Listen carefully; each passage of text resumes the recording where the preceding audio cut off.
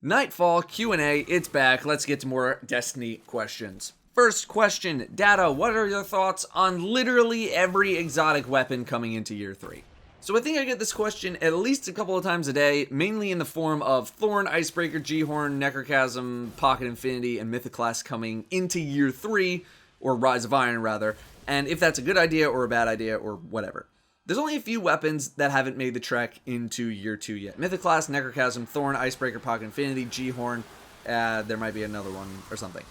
Now, Mythoclast and Necrochasm I personally have zero issue with, and I would love to see them come into Year 3, or Rise of Iron.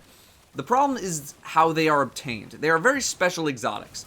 Necrochasm takes some work to get, and Mythoclast is a rare drop.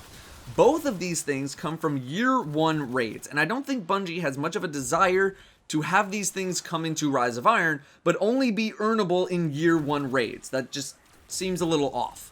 You could make them drop from anywhere, but that would kind of take away from some of their luster of being raid exotics.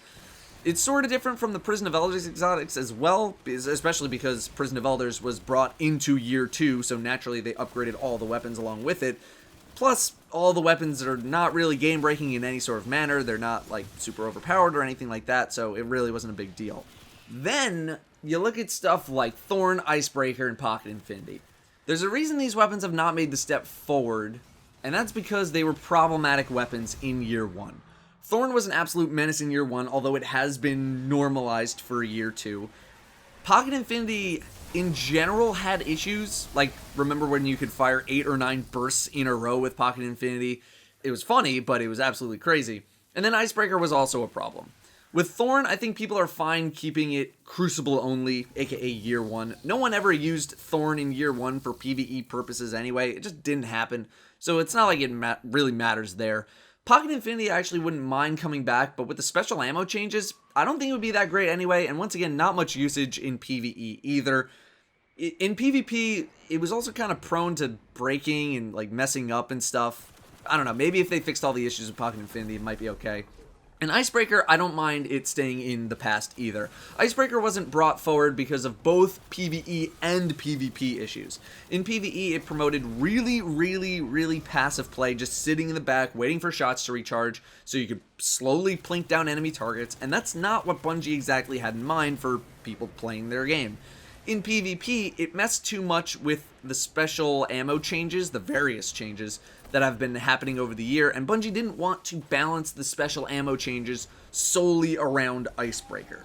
People have suggested removing the recharging ammo from Icebreaker, but then if you do that, it's not really Icebreaker anymore, and you might as well just make a new gun.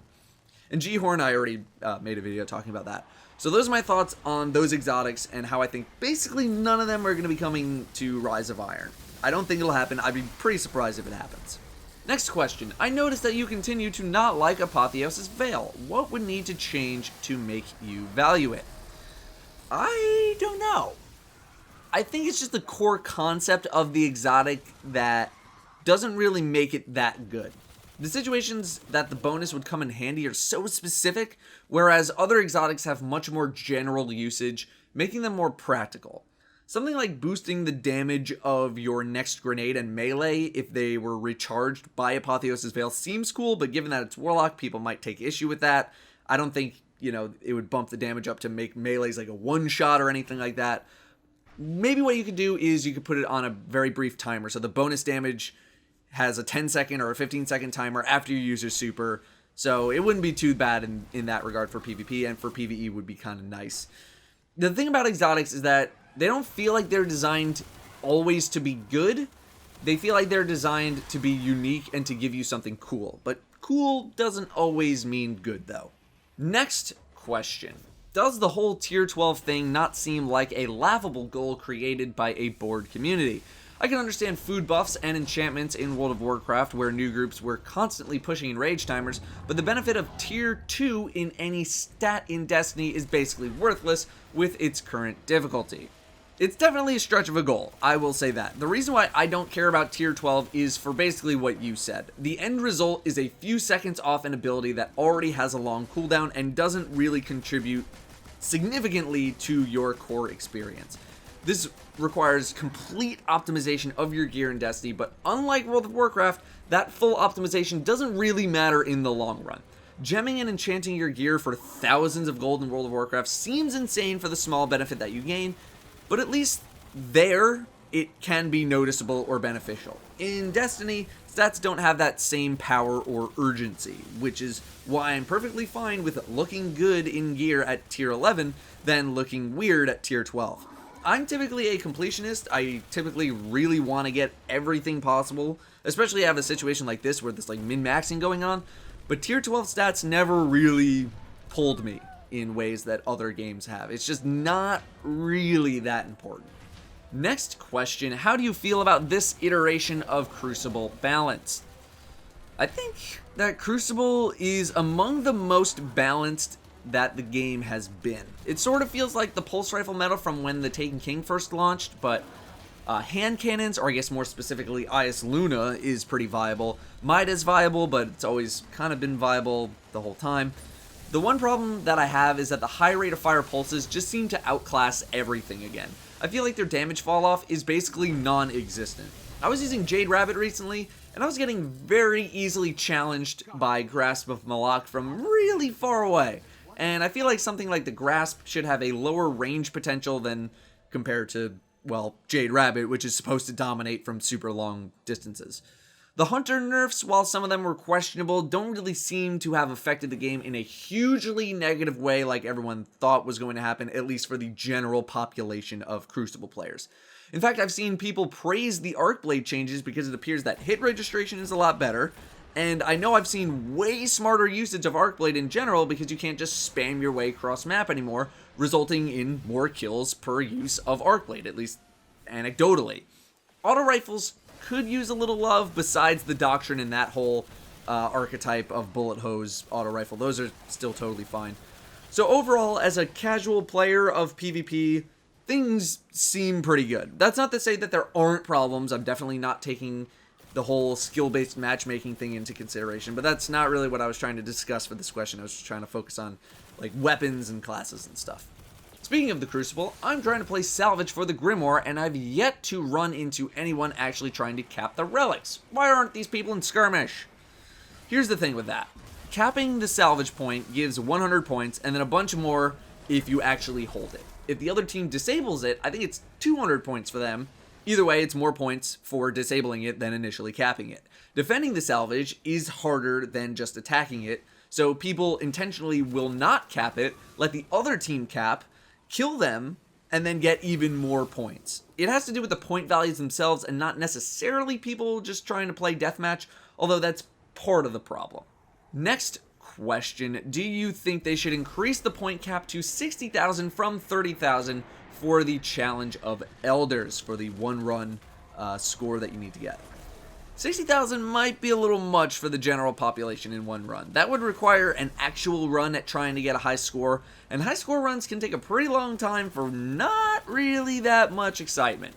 If they brought it up to like 45,000, I think that would be reasonable, or like 40,000, but 30,000 is probably the spot where you can just hop in, kill a bunch of stuff, have a good time, not really try for high score, but you couldn't just do a speed run and burn bosses either. You'd actually have to kind of try. Next question, hey Datto, I'm a recent subscriber, well welcome, and I wanted to get your opinions on a post I made on the Bungie forums. Here is the link. So basically what this post is saying, and I will link the post in the comments, is that it wants to bring back Reforging, but in a way where you could take two of the same weapons and then take their perks and merge them together into one weapon for the cost of some currency. It's cool in concept, I've seen it suggested in the past, and for other RPGs and stuff, it works. The problem is that inevitably, it'll end up like Reforging did. Yes, it might require two weapons instead of one now, but the premise is otherwise the same. Even with the limit of only being able to do it 3 times, like the person suggests in his post, all it takes is one to make that perfect weapon. It just makes getting the perfect weapon too easy. That's not to say that what I think is happening now with just having to get lucky is the best way. I don't think it is.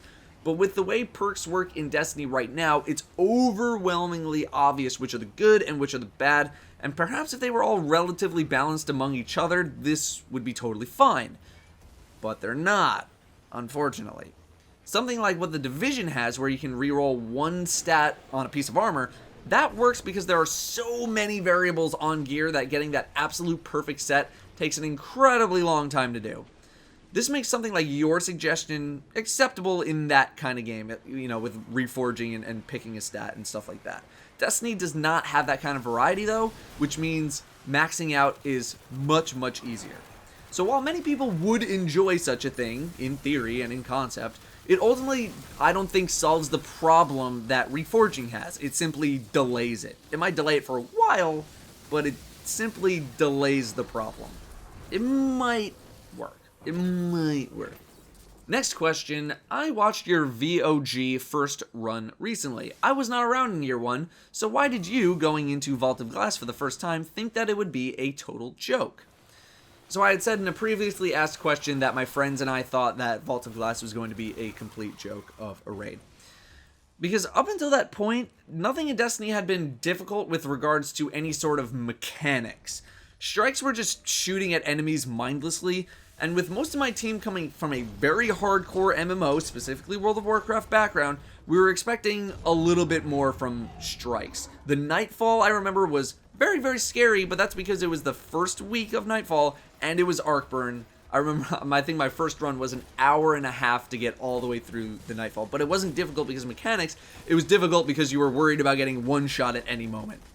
It just didn't seem like the raid was going to have many mechanics, nor did it seem like it was going to be difficult. We were very pleasantly surprised when it was indeed harder than we thought, and raids in Destiny overall have been very, very good and satisfying. Final question. After the Taken King and now Rise of Iron coming out for Destiny as large expansions, much like Burning Crusade and Wrath of the Lich King for World of Warcraft existed, and Rise of Iron moving completely to current-gen consoles, do you think that it's likely that Bungie will continue with the expansion model and not create an actual Destiny 2? A lot of people think Destiny 2 is going to be called Destiny 2 and that we're going to start completely over, fresh characters, everything gone, and I really doubt that's going to happen. Destiny 2 is probably not going to be called Destiny 2. It's going to be called Destiny something. Destiny subtitle. And it'll probably work in a very similar fashion that stuff like Taken King and Rise of Iron will work. It'll just be a full game sized expansion. At least those are my predictions as to what will happen with the alleged Destiny 2. Anyway, guys, that is your Nightfall Destiny Q&A. If you enjoyed this video, a positive rating would be very appreciated. Thank you all very much for watching, and I will see you next time.